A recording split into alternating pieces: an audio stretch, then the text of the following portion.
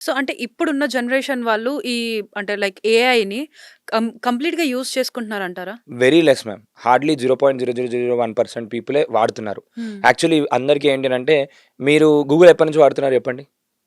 Since 2005 I think. 2005 almost ఒక 20 years నుంచి హ్మ్. వాడుతున్నారు. 20 ఇయర్స్ నుంచి మీరు ఆల్రెడీ ఏఐ వాడుతున్నారు. హ్మ్. ఓకే. గూగుల్ గూగుల్ ఈస్ వెనకాల also AI. Type of AI. So, గూగుల్‌లో మీకేం చేస్తుంది? మీరెప్పుడైనా ఆలోచించారా? హ్మ్. వెనకాల ఏ ఆల్గోరిథమ్స్ వాడుతుంది. హ్మ్. వాడి మీరెప్పుడైనా నియర్ మీ గాని ఏదైనా హ్మ్. కొట్టినప్పుడు ఎందుకు వాళ్ళదే చూపిస్తుంది? ఆల్‌మోస్ట్ ఒక 100+ ఫ్యాక్టర్స్ ఉంటాయి వెనకాల హ్మ్. చూపియడానికి. సో, అక్కడ కూడా ఏఐ. గూగుల్ మ్యాప్స్‌లో కూడా ఎప్పటినుంచో వాడుతున్నారు. గూగుల్ హ్మ్. మ్యాప్స్‌లో కూడా ఏఐ ఉంది.